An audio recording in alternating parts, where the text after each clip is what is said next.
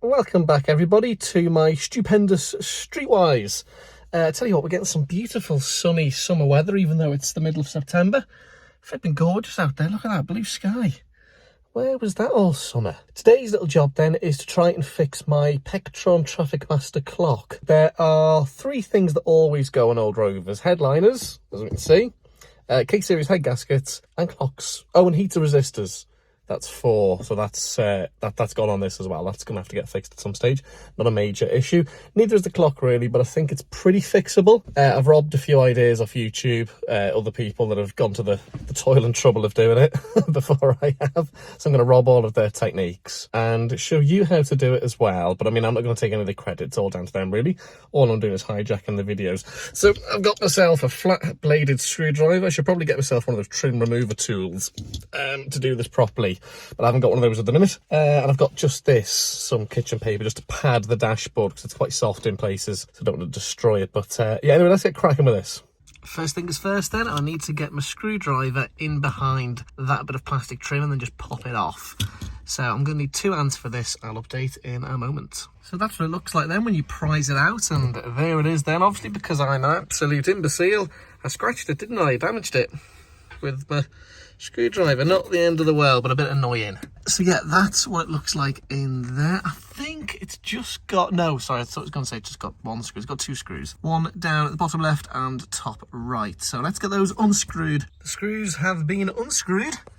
And the clock is now dangling down there in this little cavity here. Please excuse my error hands. So yeah, I'm going to just disconnect this little connection here at the back, and then the clock will be free. Here is my Pektron Trafficmaster clock. Took me ages to get this out. The 4-pin connection there. Really flipping sore on your fingers when you're trying to prise it out. But anyway, here it is, the Pektron Trafficmaster clock that has failed.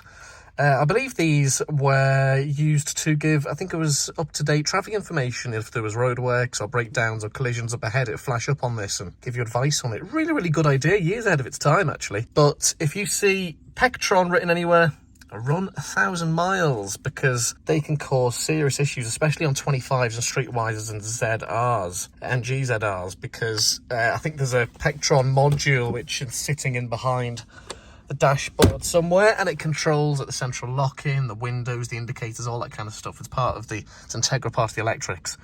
And they can go really badly wrong. Thankfully, no sign of it yet on this car. But of course, with all Rover foibles, probably only a matter of time. Anyway, I'm going to open this thing up and have a little look at it. Okay then, so to fix it, you need the tip of a very hot iron. And you've just got to sort of massage it across that bit where the ribbon connector attaches to the circuit board. See there? Not something I'm going to be able to do one-handed here. But I'm going to do it anyway now, and I'll report back shortly. I have put the clock back together, reconnected it at the back there with that little god-awful 4-pin connector. Keys in the ignition. I'm not expecting this to work because I'm just not, but let's see anyway. Yeah, that hasn't worked, predictably. Ah, for God's sake. So yeah, it's back to the drawing board on that one. Actually, I think I spoke too soon. I've got a little segment. What the hell does that even mean? But it's nice and bright, isn't it? So I'm going to take this apart again, and I'm going to go double on the heat. I've applied more heat, put it all back together. Here's the moment of truth again. Oh, is it? Oh, it's so close to being fixed, look. Ah, right, okay, so I'm going to have to give this a third go, but we're so close, look, so close. Third time lucky, let's give it a crank. Is that it? It's all of it, look, yo. Oh, I'm buzzing with that. I've fixed it. I've actually fixed it. Look, I know it's a little bit too bright in here, but let's try some of the digits. Why is that not changing? Oh, there we go, we got those changing. Why is the hour not changing? There it is, there we go.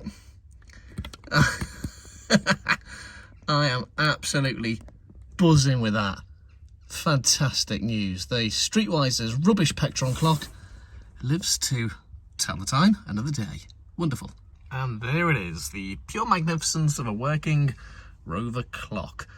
Although I have noticed that when you, I mean, it looks fantastic in direct sunlight, I think because there's light shining on it. When you actually then cover it, it looks a lot better on the phone there than it does in real life. Potentially the back bulb might need replacing, but I'm not all that bothered about that at the moment. I'm just chuffed that I finally got myself a working clock.